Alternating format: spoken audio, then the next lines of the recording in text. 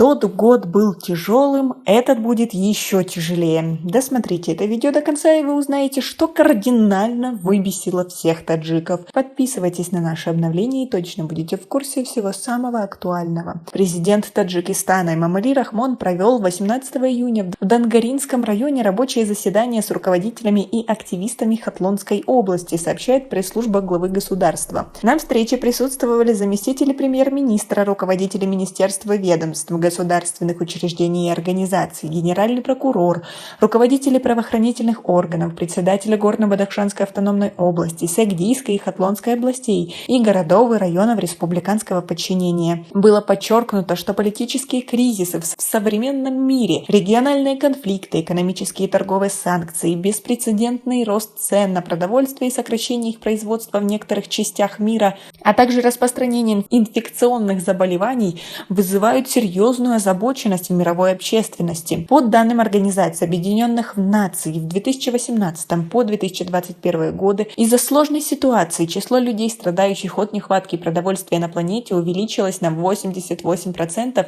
и составило 193 миллиона человек, а число людей, которым грозит голодная смерть, достигнет 220 миллионов. Как показывает анализ, в 2022-2023 годах мировое производство зерновых будет снижаться, и в связи со сложившейся ситуацией на мировых биржах цены на топливо и продовольствие будут только расти.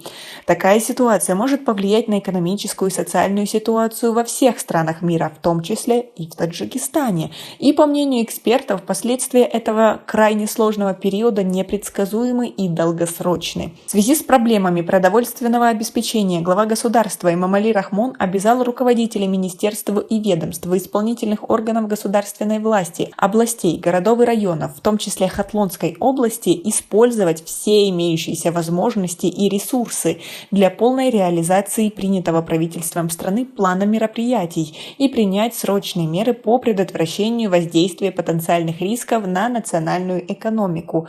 Но многие эксперты не верят в эту программу, ведь во многом она не работает.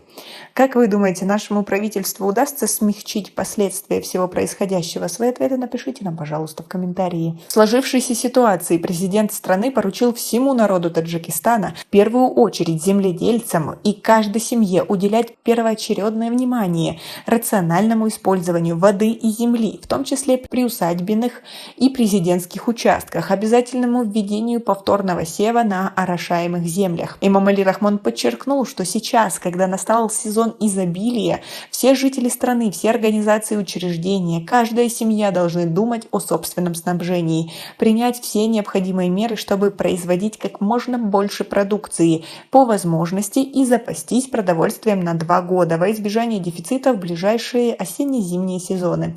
То есть надо начинать уже сегодня готовиться к осенне-зимнему сезону. Руководители исполнительных органов государственной власти Хатлонской области, ее городов и районов получили от главы государства задания по привлечению прямых отечественных и зарубежных инвестиций, созданию новых рабочих мест, обеспечению благоприятных инфраструктурных условий и развитию приоритетных направлений. Но как это сделать, он не сказал. Национальному банку и другим кредитным организациям было поручено принять дополнительные меры по обеспечению доступа субъектов малого и среднего предпринимательства к льготным и долгосрочным кредитам, а также принять дополнительные меры по увеличению кредитования производственных предприятий, особенно в отдаленных и горных районах. Исполнительным органам государственной власти, ее городов и районов поручено наладить работы с соответствующими министерствами и ведомствами по развитию легкой и пищевой промышленности, машиностроения, производства строительных материалов и фармацевтических средств за счет внедрения современных технологий и максимального использования сырьевых ресурсов в области, обеспечения полной переработки сельскохозяйственной продукции и лекарственных трав, тем самым увеличив объем производства импортозамещающей и экспортоориентированной продукции. Также Министерству промышленности и новых технологий совместно с местными исполнительными органами государственной власти